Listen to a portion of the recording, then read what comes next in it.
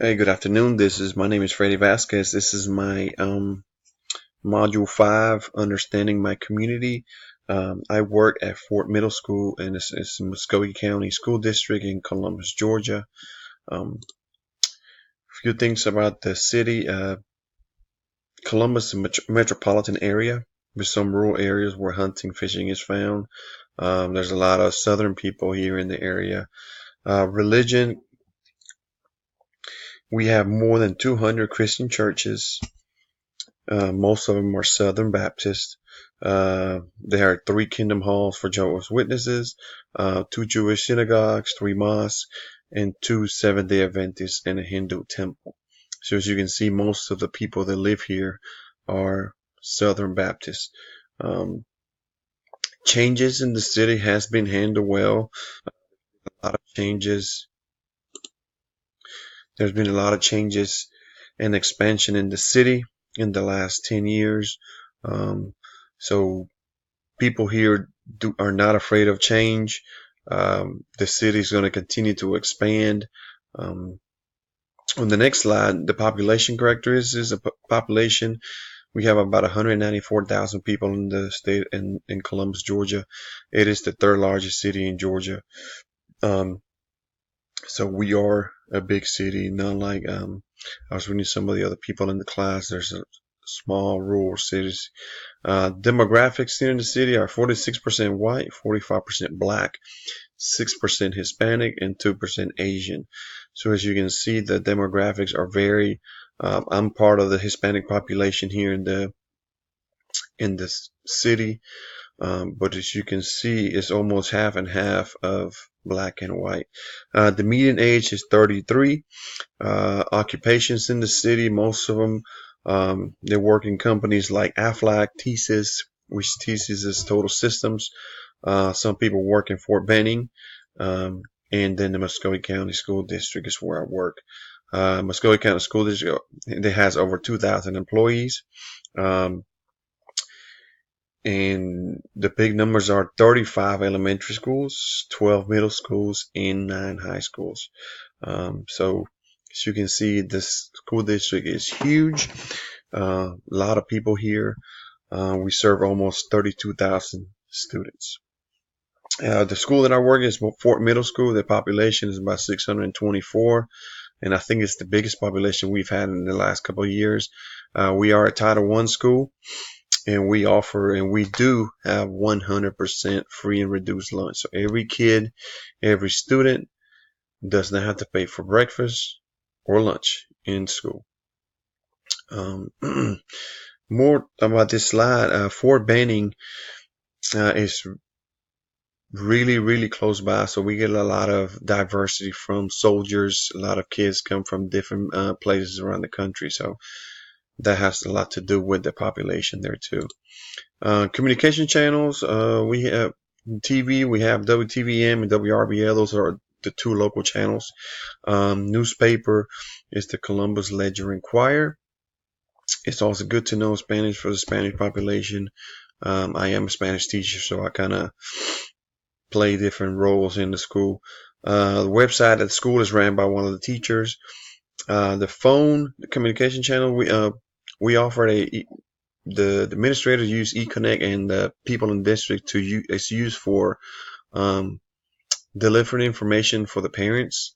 If there's any school closings, about PTA, about meetings in the school, about anything, the administrators and the people downtown use this service. Social media, there's Facebook and there's Twitter use at the schools. A lot of teachers use this for their classrooms. So, known community groups. First one is PTA. PTA is a big group here in the school district in a lot of places. There are booster clubs for activities, athletics, among other things. The school board has helps sponsors, offers a lot of help for the school, especially for athletics. We have state funding and grants given to schools. There's also scholarship opportunities for different students to go to college. I know last year we gave It was supposed to give $10,000 for one of our students, our middle school students, to reapply for college. Another thing that I didn't put here is Hope scholarships.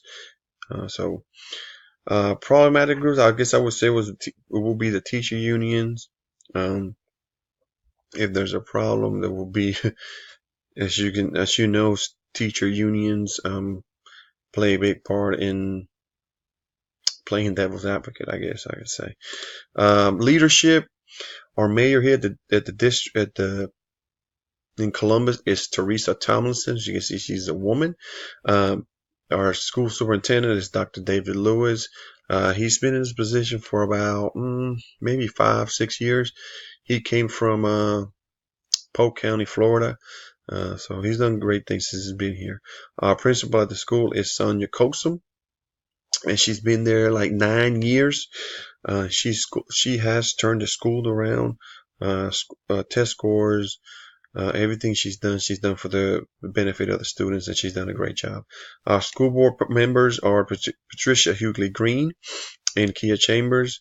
Also, administrators, teachers, and students are influenced by these people in a big part.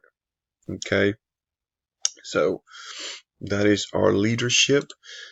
Community leaders characteristics. Most of the school's leaders are a phone call or an email away. You know, they are very involved in the schools, very involved with the community. The board meetings are open to the public.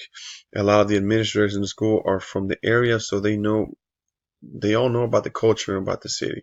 I know many of the administrators here, they were teachers in the school district here, so they know about the climates of the schools and different things.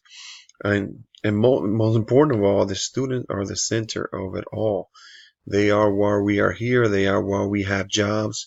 So they should be our focus. Economic conditions. Columbus is a metropolitan area where rarely any agriculture is used as an economic boost. Most of the incomes is come from companies in the area. Like I said before, the companies are Aflac, which is an insurance company, the Duck, TSYS, the school district, and Fort Benning. The employment income, the median household income is $41,331. The median family income is $41,244. So not much change there. Per capita is $22,514, and the poverty level is 15.7%. There is a lot of housing projects in the area. As you can see, we are the third largest city in the state of Georgia. So. Political structure. Politics or education do not mix, as we know. Some state help. They provide grants for underachieving schools, low test scores. Like I said, the school that I work for is a Title I school, so they have grants. They have money given by the state for computers, for materials, paper, pencils, anything you can think of. So in other words, a lot of the students in our school, they don't really have to bring anything to the school other than themselves, because we pretty much provide anything. We provide pens, we provide papers, we provide notebooks sometimes. Sometimes I feel that's a double-edged sword, because, you know, a lot of the kids do not bring a lot of materials to school. We have to give them paper every single day, pencils every single day. They lose it the next day, and then we got to give them another one. So it's kind of a double-edged sword. Also, the free and reduced lunch, like I said before, and materials for students. So that's the support we get from the state. Social tensions. There's plenty of diversity in the city and the schools. There are gangs in the school, and I'm sure in some of the schools and and in the city.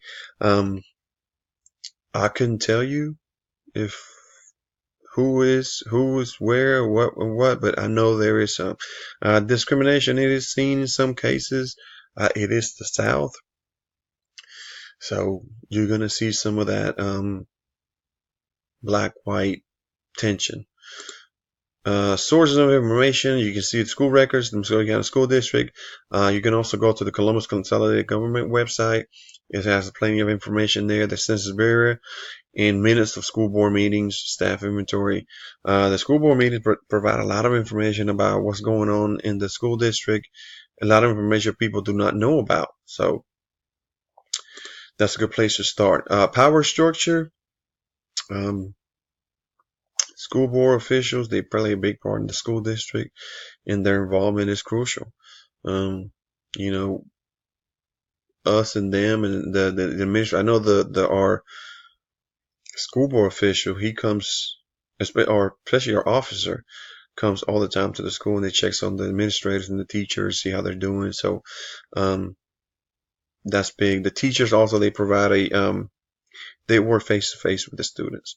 So they are our first line of defense, and also provide the climate and the atmosphere of the school. If the teachers are negative, the school is going to be negative. The climate is going to be negative. So we got to have good and positive teachers. No multicultural issues, diversity seen in every aspect of the school. In the schools, there are plenty of things like Black History Month assemblies, Hispanic Heritage Month assemblies, different menus prepared. The dress code is strictly enforced in the school. The boards have to have their shirts tucked in. You know, the girl's skirt have to be 2 inches from the knee. Issues that we have are sagging pants in the school. That's the issue, and then the profanity. So